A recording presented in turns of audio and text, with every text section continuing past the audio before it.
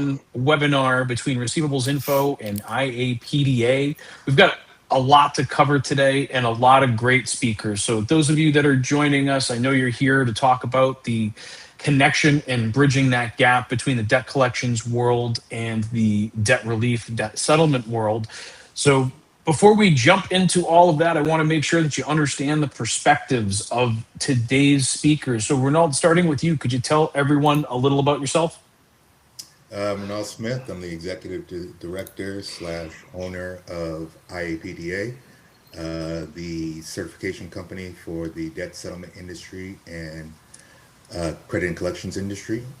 We also do accreditations, amongst other things, financial education. And this bridging the gap thing is something that I feel is important. And so I'm trying to be the head of this in trying to get the collaboration between debt settlement and credit and collections together. Well, fantastic. Appreciate your perspective. I'm just going to kind of go in the order it is on my screen. So, Felix, could you tell everyone a little about yourself? Thanks, Adam. Thanks for having me. Thanks, Renault. My name is Felix Shipkovich. I am a regulatory attorney that focuses on representing fintechs, consumer finance firms, lenders before investigations. We do licensing, and as well as my practice has various areas of law, including litigation. I'm based in New York. Thank you. Fantastic. Mr. McNamara, John, can you tell everyone a little bit about yourself? Sure. John McNamara. Currently, I'm the Chief Growth Officer at software startup Obtal. But just prior to that, for 11 years, I was the Principal Assistant Director of Markets at the Consumer Financial Protection Bureau, where I initiated coverage of the debt settlement, debt relief space in terms of market monitoring as well as research. And real quickly, a little plug. Please read the Cardac report that my old team just put out because it's got a good amount of stuff on debt settlement. Fantastic. And Brooke, could you tell everyone a little about yourself? Sure. Hi, I'm Brooke Teal. I am Chief Compliance Officer and Deputy Chief Legal Officer at PCA Global Ventures.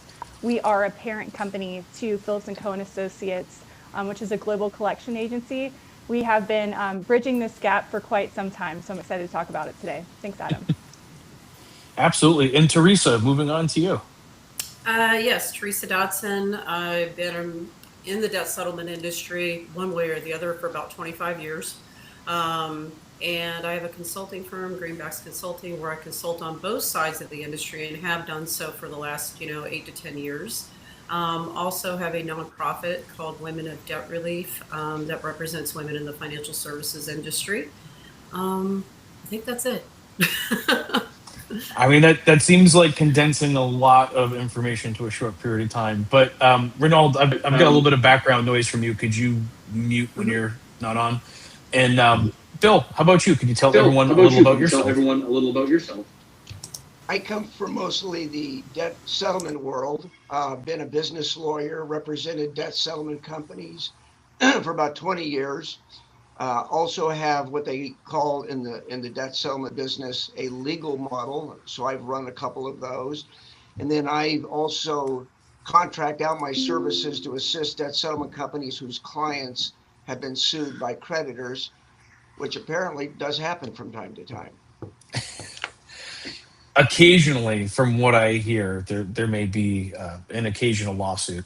So, for those of you that are watching us live today, I am monitoring the chat. So, if you have questions that you want to ask our panelists, you can drop those in the chat. I will work them into the conversation as we go here. And I know that we've had a lot of conversations in the past about, okay, so there's a disconnect between these two worlds and what's happening. But Renaud, you wanted to have this discussion today, and we were talking about how historically these two worlds have clashed versus working together. So, what has historically been how these two worlds view each other, and what's our current state of the union? Where do we stand today in that relationship? You're on mute. Yeah, in my opinion, because we sit at a lot of roundtables, a lot of us that are on this in this conversation right now go to the same roundtables over and over again, and it seems like there is slowly an understanding, but there's still a majority of the credit and collection industry that still aren't on the same page as the debt settlement industry as far as what it is that the debt settlement industry actually does and how they help the consumer, and how we actually enroll, how they actually enroll a consumer into the program and the guidelines behind that. So this is, those roundtables. We have the discussions and try and build a relationship, but that now is the time that we need to figure out, okay, let's set something up so that we're all on the same page to make this a smoother process between the debt settlement company and the credit and collection agency, to make this a smoother process for the consumer.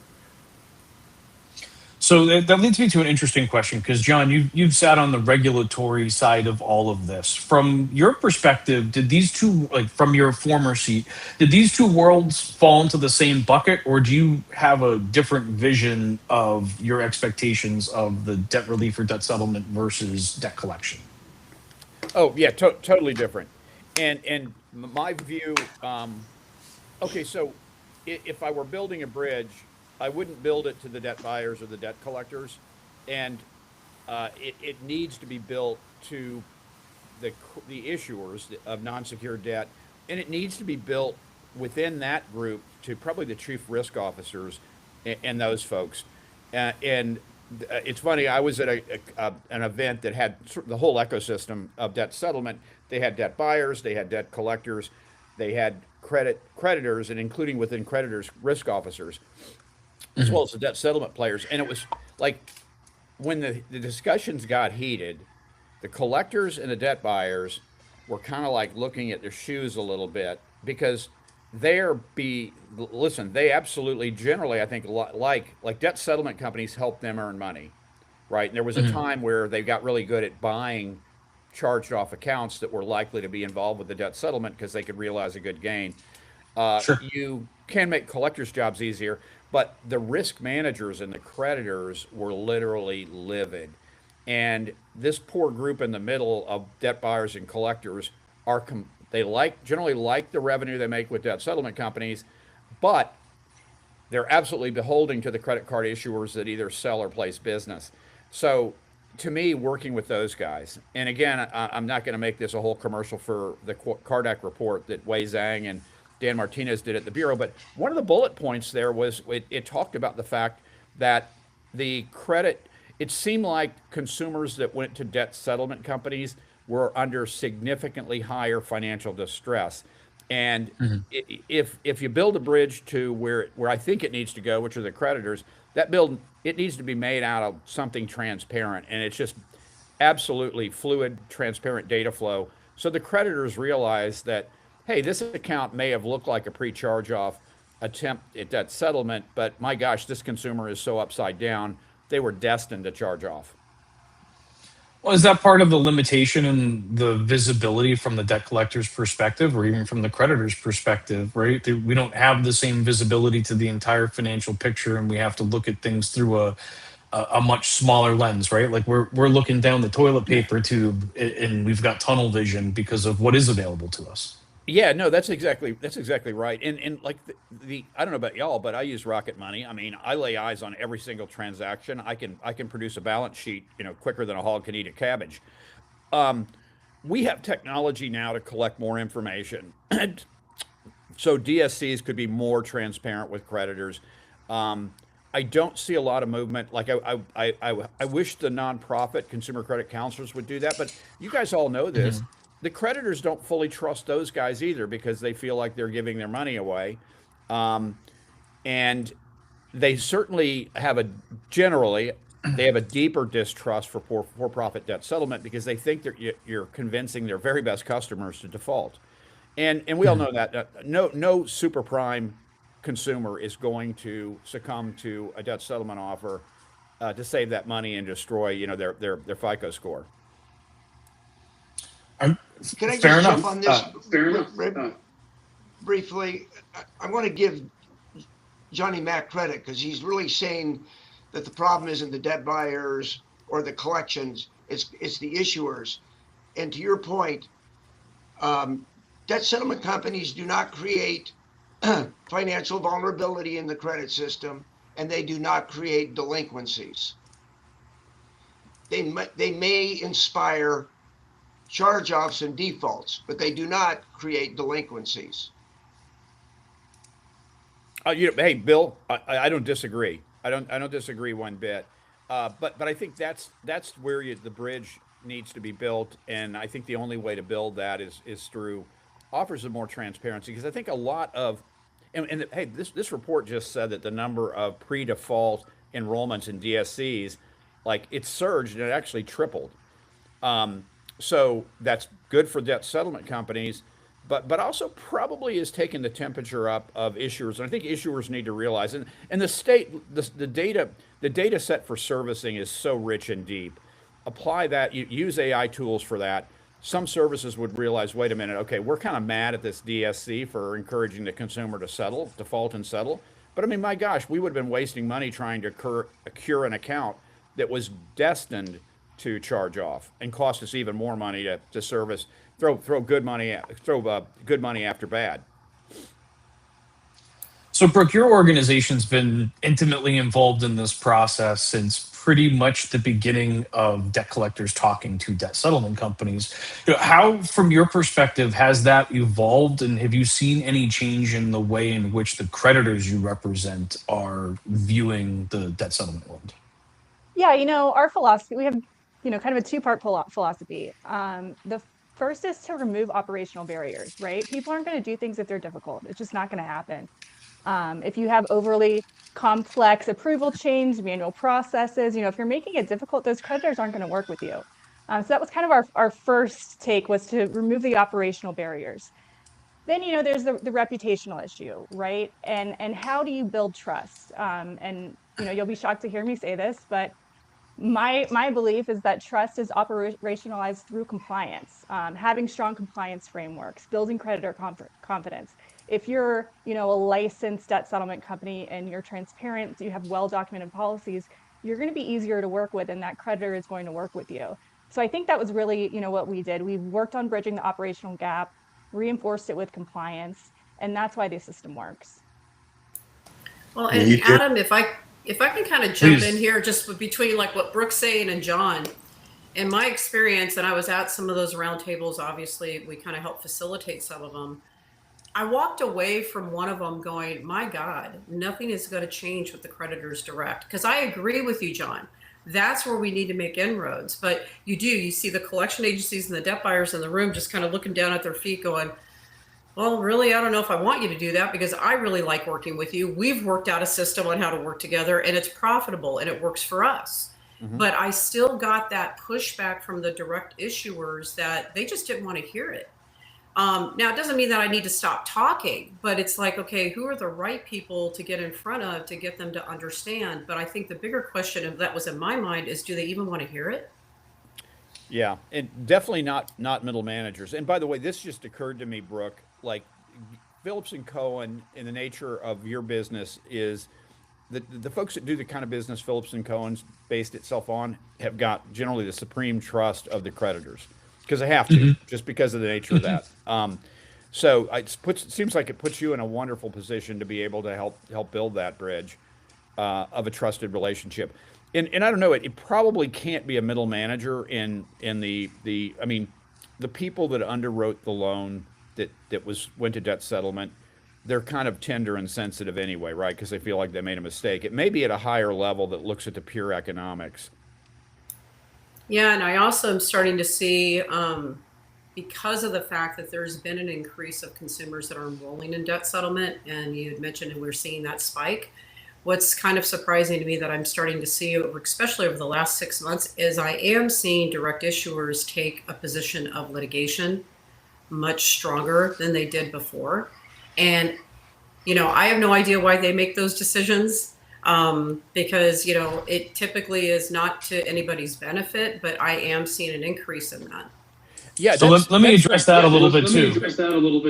When we say that we're talking about this issue of litigation increasing, part of that, I think, comes from the shortening of statute of limitations. The inability for organizations to wait for, or an asset owner to wait for a life-changing event in order to initiate a collection activity. And so litigation and a judgment becomes the only way that they can preserve that right into the future. Yeah, and that's where there's Adam, always with a all due supreme. respect, Adam, excuse me. I heard you make that statement in another podcast, and I respectfully disagree. And I would ask you to list which states have shortened their statute of limitations, because I think that that's a minor factor. The Pew Foundation just came out with a report September 2025 to show at least a 20% increase in collections. And why, to Teresa's point, is not understandable for us in debt settlement, because debt settlement is a structured repayment plan. It is a formal workout of a consumer who's choosing to set aside funds to pay back their creditors one at a time. And when you have a collection lawsuit, it can blow up that structured plan. Exactly, and that's why the business, as I see it, again, I'm an outsider, or more like an in-betweener. There's always this threat that if you upset a middle manager at a significant credit card issuer, they make that decision.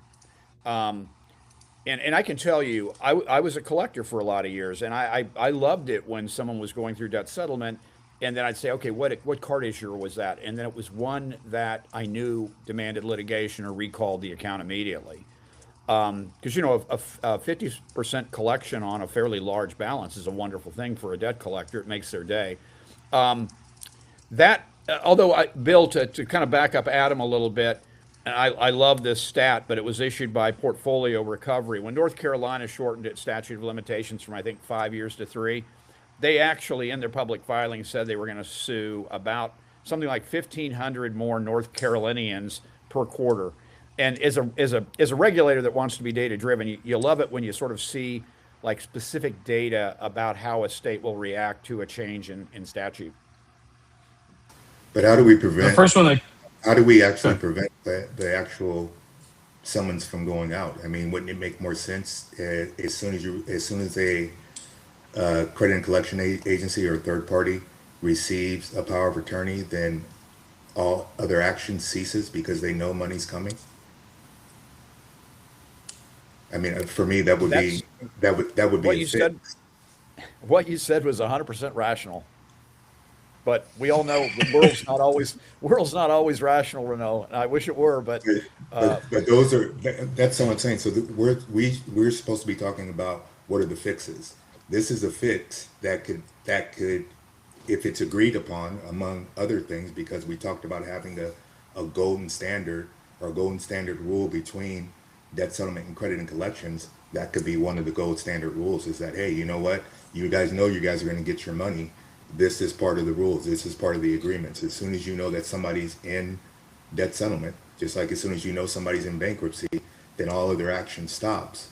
If the consumer defaults in their debt settlement program, then you can continue back into your collection process, even if it's all the way up to summons. Just one of my favorites. there may be some some sort of an option there, but I don't know that the collector retains all of the same capabilities into that future. So they could sit and process that, but I think that there's some level of risk that comes with the consumer falling out of the program. yeah. And considering, I mean, I've sued a lot of consumers. One of the few consumer financial protection regulators who has sued a lot of consumers. At the end of the result of that, you wind up with lots of dead judgments. So, were I litigating, I would way much prefer having something in debt settlement than a potential dead judgment, or something where, using the post judgment remedies, I'd get a small amount of money each month. Nothing. Yeah. Yeah, or nothing. Makes sense. So, where do you think the current perceptions between the two worlds are still split? Because we've started to see these conversations. Clearly, a lot of us were in the room for some of these roundtables. Where do you think there's still a disconnect between the two worlds? I mean, I think there's several disconnects. I mean, I think one of the big disconnects is on the debt settlement side. Not everybody on the debt settlement side really understands how the collection process works, and time and time again, I'll go in and talk to debt settlement companies that, I mean, they're wanting to settle debt and they're settling debt, but they don't really have a strategy around it. So they don't understand it's with an agency that's being dictated by the bank on what their collection rules are. That's, I think, still somewhat of a disconnect. I think there's definitely a disconnect on the collection side of the industry with the understanding of how debt settlement works. Because what happened is, those of us that have been around for 100 years, like myself, we educated all these guys in the past on how debt settlement works. And guess what? Now we have these great relationships. Well, a lot of those people are retiring. So now we're having to re-educate a whole new group of people coming in that are running, these collection agencies, debt buyers, or even the creditors, and having to teach them again the value of a debt settlement account and kind of how that works, and explain what the benefits are to that. So those are two disconnects that I see. It's a lack of understanding of operationally how it works on both sides. And I think if we continue to have these roundtables, we continue to have these types of conversations, we can help bridge that gap by doing that. That could be one thing that we can resolve on both sides. At least we both understand, hey, this is how you operate, this is how I operate, this is what we can and can't do. That would be one good step forward, and we just have to continue having these conversations to get there. It seems like fintech could lead the way too, because again, the fintechs generally are unencumbered by 100 years of procedures and policies. Their structure's a little bit different. I mean, let's face it.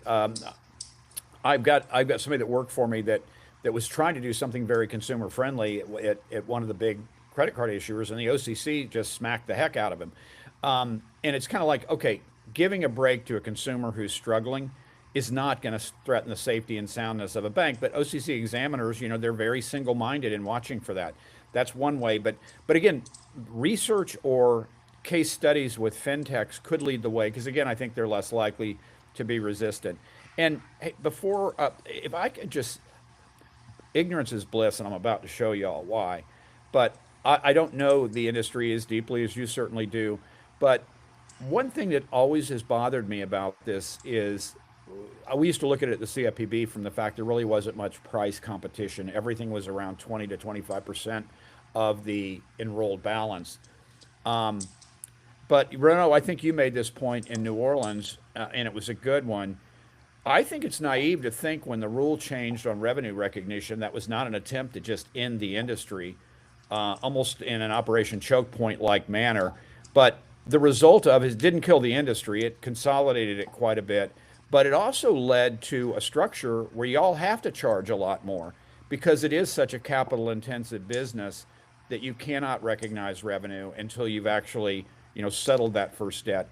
And that's not nothing to pursue that, especially in this day and age where, debanking and sort of the ghosts of Operation Choke Point are front and center for a lot of industries.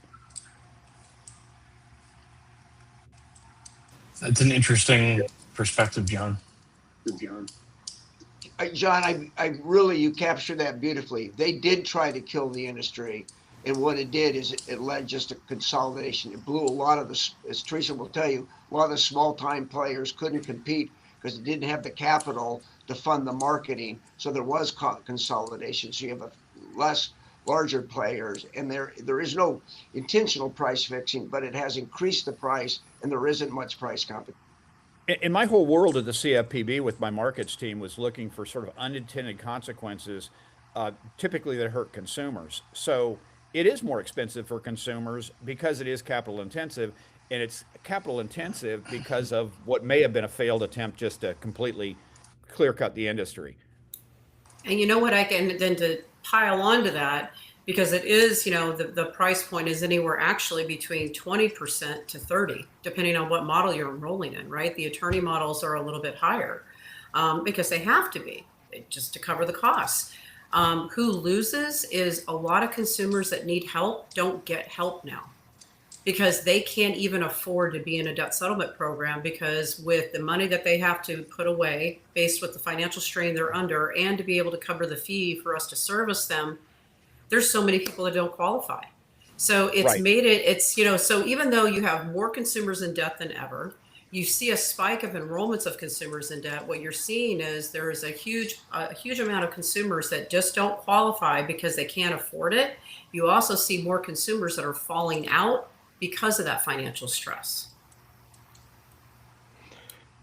If I could quickly chime in on maybe something positive.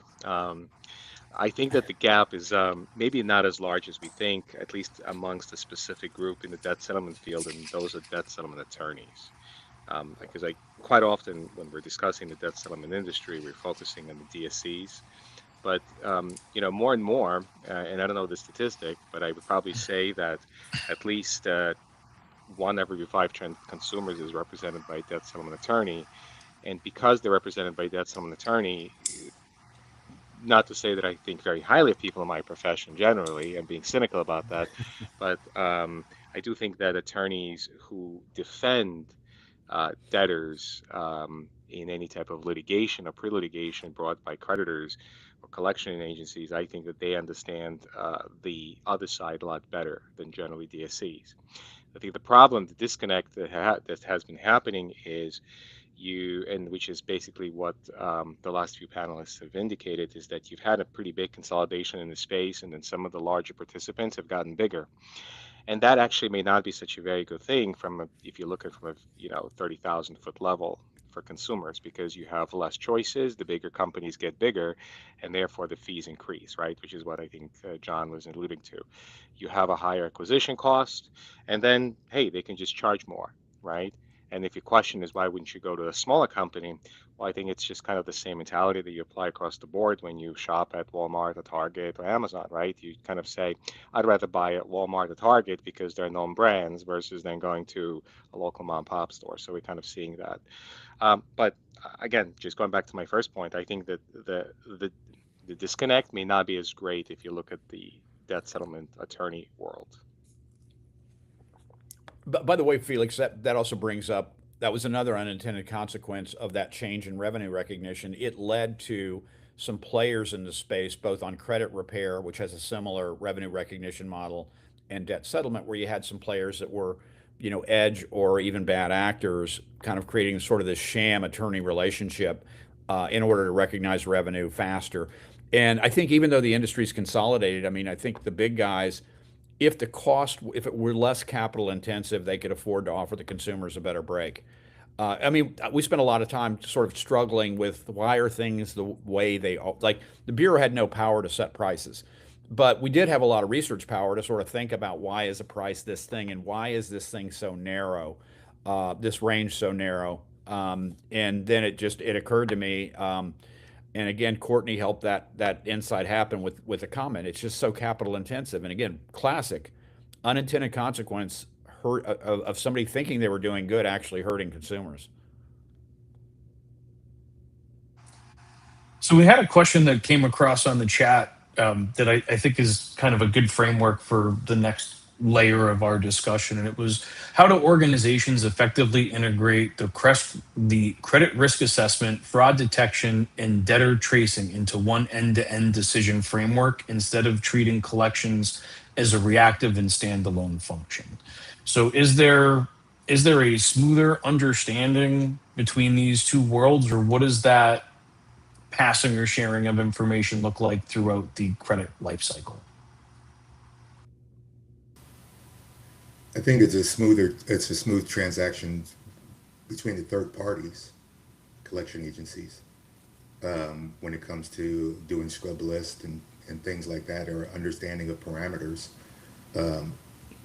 A smooth process with some of the major creditors, but not as many as there needs to be. And I think it's on a continuum of, I've always thought that there's never been two things. It's always been the same thing. It's just one's older than the other. That collections is just extended servicing. There's late stage servicing, and then there's even later stage servicing. And I think as creditors think about the lifetime value of the customer and the value of data, I think they embrace that more and more. Interesting. So it sounds what does an optimal relationship look like between these two different worlds? right? So if we're talking about a debt settlement organization and a debt buyer or a creditor, what does optimal really look like there so that you can find balance for both sides? Personally, for me, I think it's really, again, putting together one process. The scrub process that works really well. Either they have an internal system that you are able to use, or you do a secure FTP. The more that you can make everything like the systems the same and the process the same, and we understand from the other side, these are their parameters. This is what we'll do on 1 pay, 3 pay, 6 pay, 12 pay. We know all of this stuff up front. Then guess what happens? It's a streamlined process. Nobody has to negotiate. We already know what the parameters are, and we can just make that a lot more efficient working together.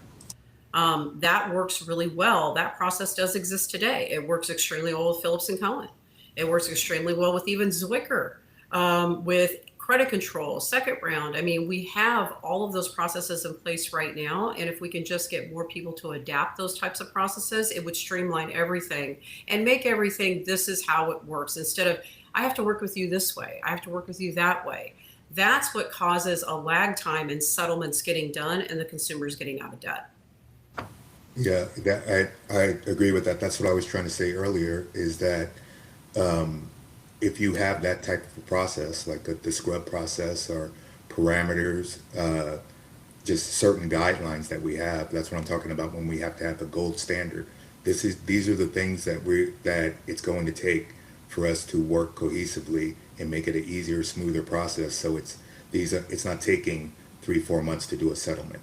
Some creditors you could settle within 2 months. Some creditors you can't settle for 6 months. Why is that? Why can we not just start settlement immediately as soon as the client gets in the program, right? It's like a game that we're playing back and forth.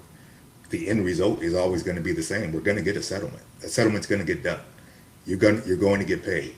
So as long as we're following these goal lines that we have, or this standard that we have, making sure that everybody has the certifications on both sides, making sure that everybody has gone through a training course on both sides on the understanding of each side. Like I work for a credit collections department. I took a test knowing that I understand how debt settlement works, and vice versa, right? I work on the debt settlement side. I took a course knowing how credit and collection works, right? So that everybody is under the same understanding and we all know what's going on.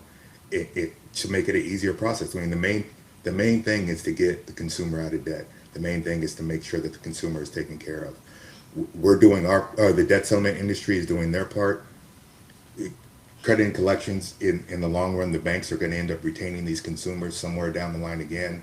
So it's a win-win for everybody. I mean, we just need to make the process a lot smoother. You know what else would make the process smoother?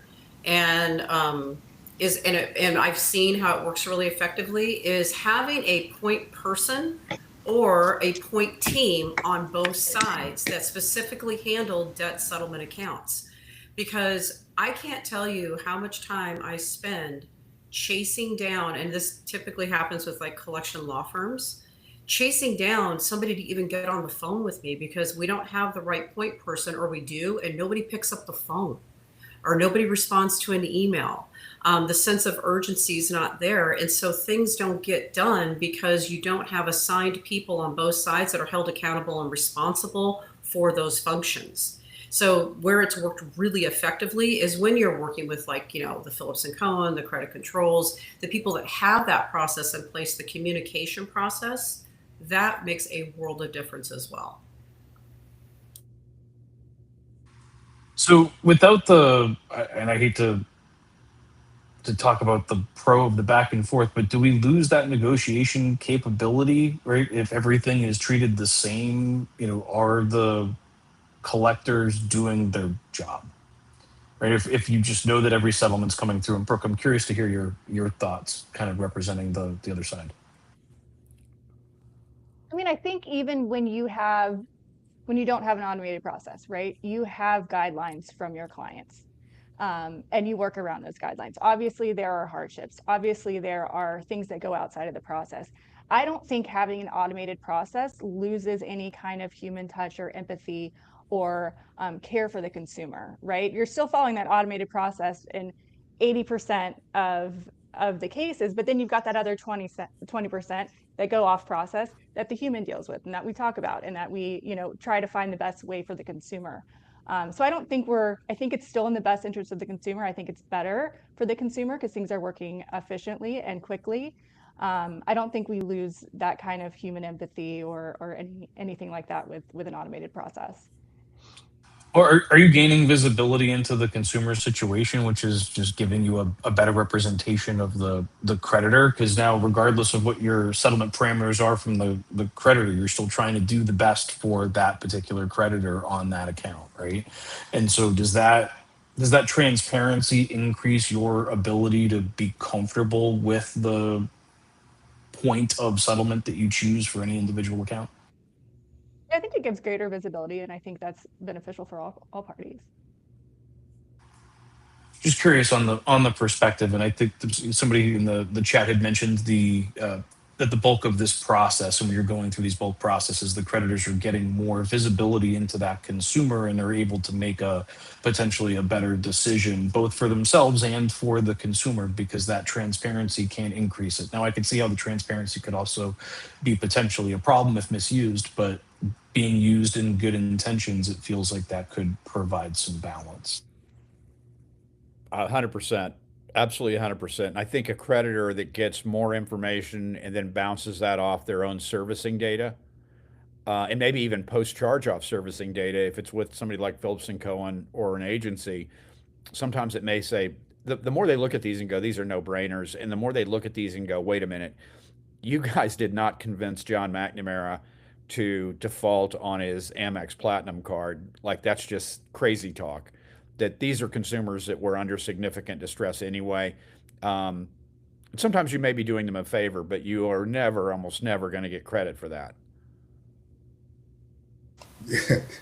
I think that we're definitely doing them a favor because we're getting them. I keep saying we. I'm not. I don't work for a debt settlement company, but The royal we. yeah, yeah. Okay, take Because the hat off. yeah, exactly. They and Teresa and I have talked about this before. Debt settlement is just the longer arm of collections. They're getting the funds that you could not get, right? The funds that you have put so much labor into and spending money using third-party industries or third-party collection companies and issuing summonses for, the debt settlement industry is getting that money for you way faster than what you would have ever got it. And just in the spirit of building bridges, if I may, after 11 years at the CFPB, the worst things I saw happen, which were typically not done by bad actors, they were really done by companies with bad communication. A middle manager somewhere engaging in their own risk minimizing, profit maximizing behaviors made a decision to maybe cut off debt settlement or do this or that, and it was disconnected from the mission of the company. And my favorite example of that is, over the years, the fair share given to nonprofit consumer credit counselors has been sliced and sliced and sliced again, typically by middle managers that run collections, which is wildly out of tone with sometimes the rhetoric of, say, a Jamie Dimon, who wants to help all these consumers with consumer education and do this and do that. And to the degree you can get to the financial implications and the financial benefits of debt settlement to someone higher than those middle manager types, I think that serves your industry well too. What is the role of education and financial literacy in this process? Adam, I talk to consumers every day, almost every day. My team talks to anywhere from 65 to 120 consumers a week.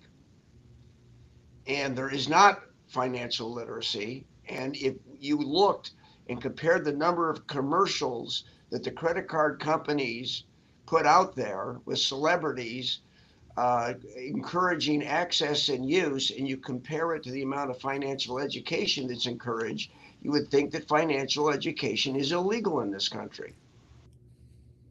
Yeah, I it's believe it's funny. only required in 2 states for high school graduation at this point. I know it's in Florida, and I feel like there's one other state that has it as a requirement. Yeah, it's funny that you bring that up too, because we were just talking about this. I had a meeting with the attorney generals of Tennessee yesterday, and I brought up the issue of financial education and what do you guys enforce financial education, and how important it is for financial education to be given from both the credit and collection side and the debt settlement side.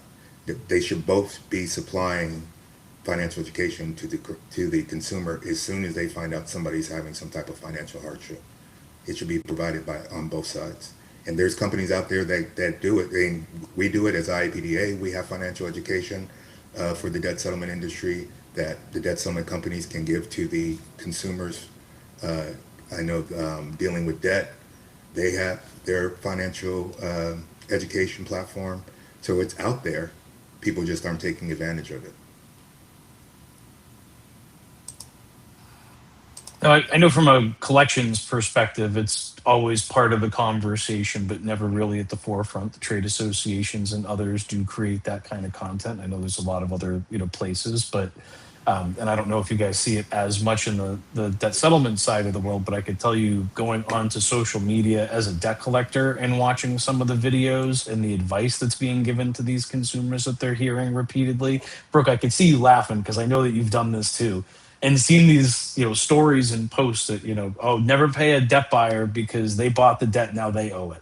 Well, come on now, that's the dumbest thing that I've ever heard in my life, and they're going to put a statute on there and they're going to try and dress it up.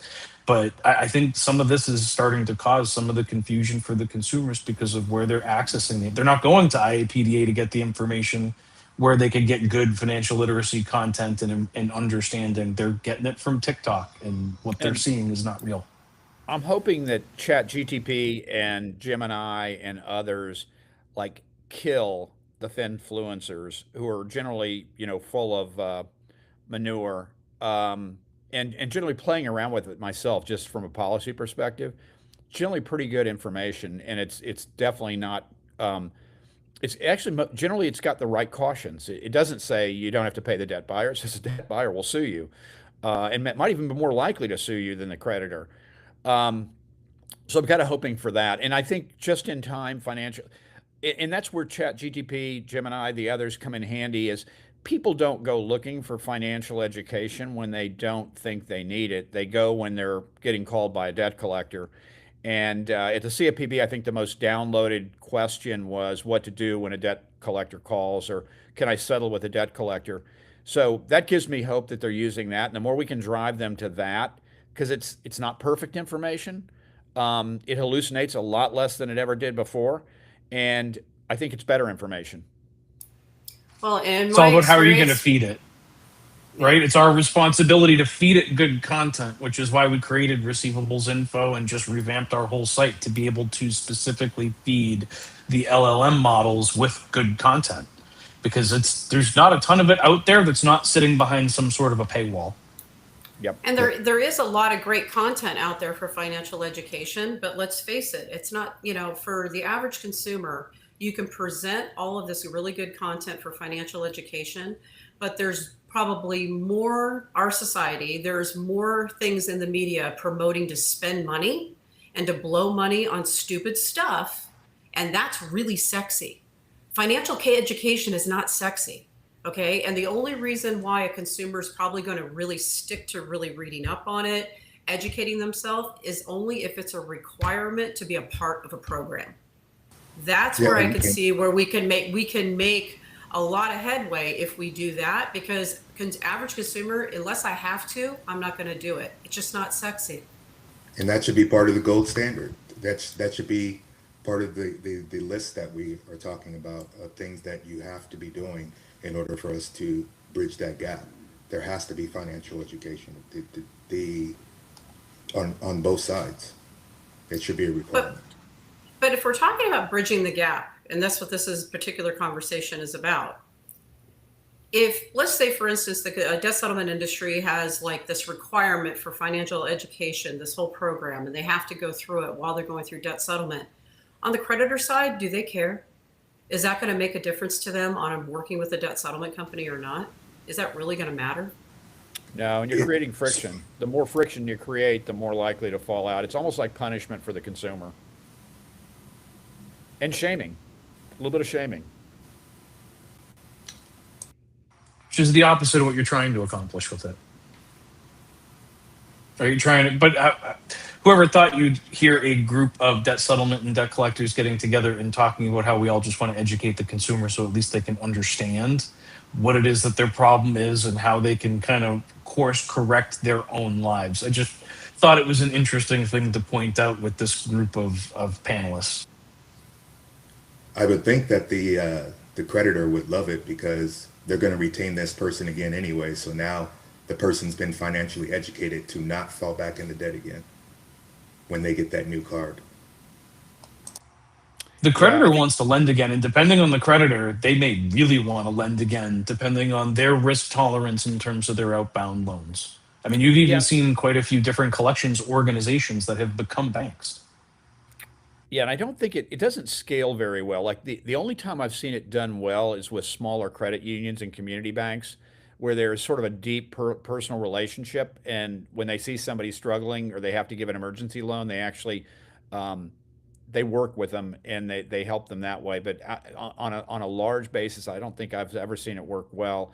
And again, I think the old model was somebody asked a friend, right? You said a debt collector just called me, Teresa. What the heck do I do? And I think ask a friend has been largely or to significant degree replaced by ask chat GTP. I I think think part of you're the right. problem is part of the problem is the banks have a delicate balance. They've created a system where they want consumers to carry a balance. That's how they make money. So they don't want them to be astute because they wouldn't carry as large a balances, but they don't want them to be stupid to they get themselves so over the skis that they fall off and end up in over their heads. Yep. And the latest Card Act report again talks about the rise of the number of revolvers. Fewer transactors, more revolvers. It's an interesting one. So I just had a comment come through that says nonprofit credit counseling does an excellent job of educating consumers. How does that sector kind of fit into this discussion? I Well, think that's true. They've thought about it for a long time. by the way, not-for-profit credit counseling is a requirement before a consumer files for bankruptcy, right? It's required by law, and one can't even file for bankruptcy unless they first, you know, do that not-for-profit credit counseling course. The only difference is that's mandated by law on the federal level. Um, there's really nothing that requires anyone to require any education on the federal or state level, except for just obviously those two states, and that's more for a high school graduation diploma. So it's just a kind of a difference with the bankruptcy world. Right, and they strike me as so similar to debt settlement in some ways because they're not trusted by the issuers because I think there's some degree of information because the information flows in perfect, and the issuers may see them as giving away their hard-earned money, and they're not generally trusted by the consumer advocates because technically they work for the issuers. So they're in a tight spot. And then at the same time, the OCC typically locks them down. And I know many nonprofit consumer credit counselors that would like to do things that were more drastic, better interventions for the consumers. But you've got a safety and soundness examiner that says no way. That's interesting. So with this group here and coming into our last 10 minutes here, I'm really curious about what's the next step action plan towards these organizations bridging this gap or these two worlds bridging the gap. So anybody's thoughts on how what does the next step look like in order to achieve the objective that we've all shared throughout this discussion seems to be the common objective between the two worlds, resolution. To for when we have these type of meetings or having roundtables, instead of we already know what the issues are, is for coming up with a plan or making a list on, how we can make these things work out. How we could, hey, what steps do you guys want to see from us? And these are the steps that we want to see from you, and slowly check marking which ones we can both do together as a team to make everything run smoother. Getting a better. So is that the next conversation, Ronald? Is that like you're going to start organizing this list of the gold standard so that we can, where does that come? Where does that come from? Usually, it's a trade association, right? Some sort of group of organizations. If that needs to come from me, then I have no problems with doing that, because I think this is so important for the consumer and making sure that people get through these programs. I mean, again, I say this every single time. We're dealing with people's livelihoods. We're dealing with people that are in debt. And in the meantime, we're bickering back and forth, not understanding each other's industries, and somebody is out there suffering. So we need to get together and bridge this gap so that we can make it an easier process. If I need to go through and say, hey, what is it that you guys want, and what is it that you guys want? I think we start with courses, right? And I'm not, even though I have all this IAPDA stuff on, I'm not trying to pump up IAPDA, but we provide that course. We have a credit and collections course. We have a course where IAPD, or where debt settlement learns about credit and collections and the steps that they have to go through when the collection steps. So we have all that stuff. The first step is taking a course, or making sure that your teams are taking a course, just so that we know the basic understandings of both sides. I mean, that would be the start. So earlier, Teresa mentioned a couple of companies that are really working out well, right? A couple of different creditor side organizations in which debt settlement has had a really established process between those. Is that the place to start? What does that process look like? And to try and build that out and make it available to others? Because when we were at the roundtables in New Orleans, I heard that same kind of an idea of like, it needs to be like, what's that next stage look like?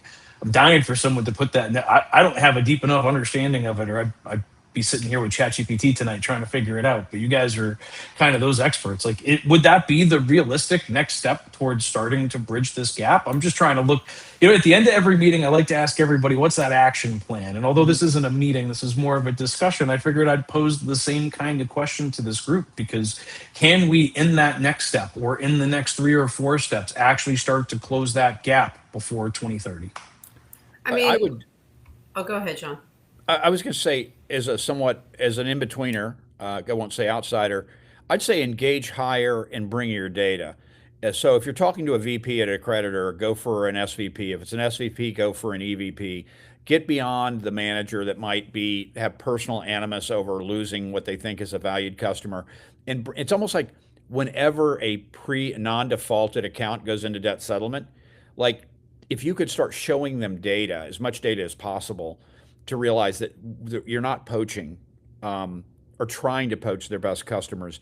I think that's one way, because I see a key vulnerability to this industry, and that it only takes 1 or 2 middle managers to just say, I've had it, I'm going to be dug in and not settle, and it basically creates a bad situation for you, and it makes a terrible situation for the consumer. And you guys pointed out irrational decisions where they sue somebody that was trying to pay them 50 cents on the dollar. Yeah. And I think, I agree with all of that. And I think, one of the big things that we need to really look at to kind of bridge that gap is, look, we have data, and we have basically case studies. And Ronald, you know this, after all the years we've been doing this, right? We know what's an effective business relationship for both sides, meaning the debt settlement company, well, actually 3 sides, the debt settlement company, the consumer, and the collection agency. We have enough case studies in these people that I mentioned, Adam, before, that we work really well with, like the Phillips and Cohens of the world, and credit control and second round and all of that. And we can actually bottle that up and present this as, this is an effective tool. This is a tool that works for everybody. We have that data. So yeah, I think that is something that we can put together. That's 1. 2, continuing with these discussions, but I want to change them a little bit.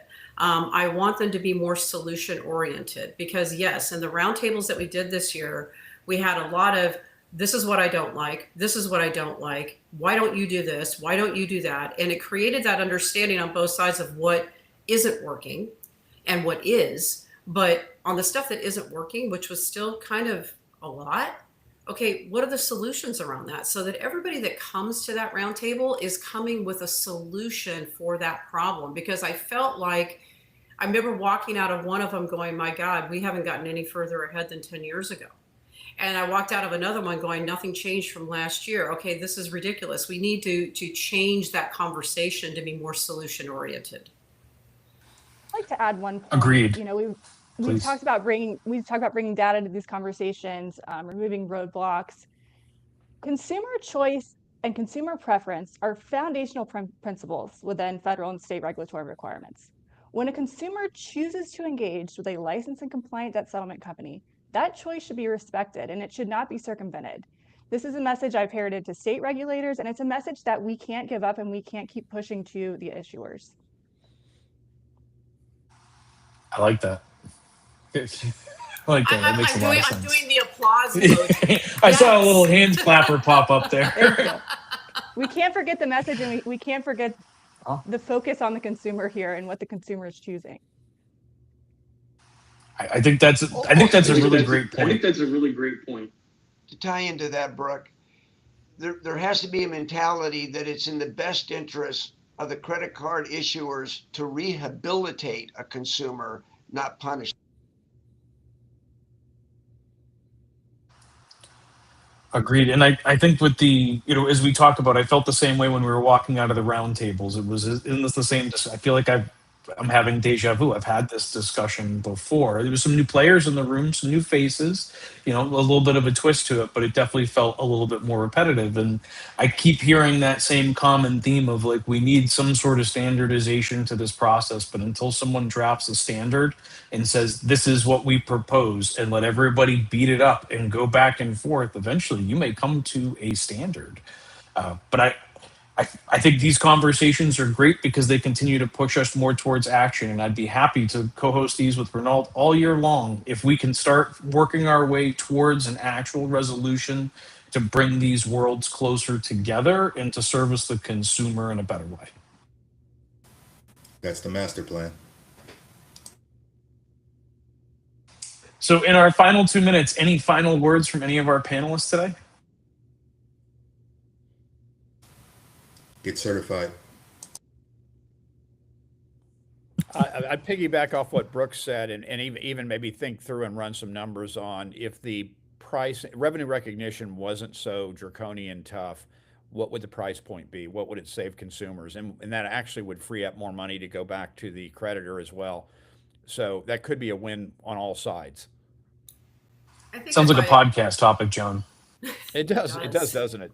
Again, unintended consequences. I think it's a lot of choke point stuff went away, but a few little pieces of it sort of are alive and well. And don't get me started on the MasterCard Visa network codes that are used to screen out businesses that they don't like. Yeah, not familiar with that at all. That sounds like something new. Can you do that in 1 minute, John? No, but I have a feeling I can get some of these folks back at least one more time to help us continue to create great content for great industries. So thank you, everybody, for joining us today. We really do appreciate all of the people that have been watching us live for this entire conversation. And for those that are going to watch the replay, if you have a creditor that you want to share this with, the replay will be live on LinkedIn here. And we'll be reposting this replay to YouTube as well early next or mid next week. So thank you, everybody, for joining us today. Really appreciate everybody's time and attention. For our panelists, if you could just hang out for 1 minute when we stop the feed here, make sure I get all the video, and we'll see y'all again soon. Bye, everyone.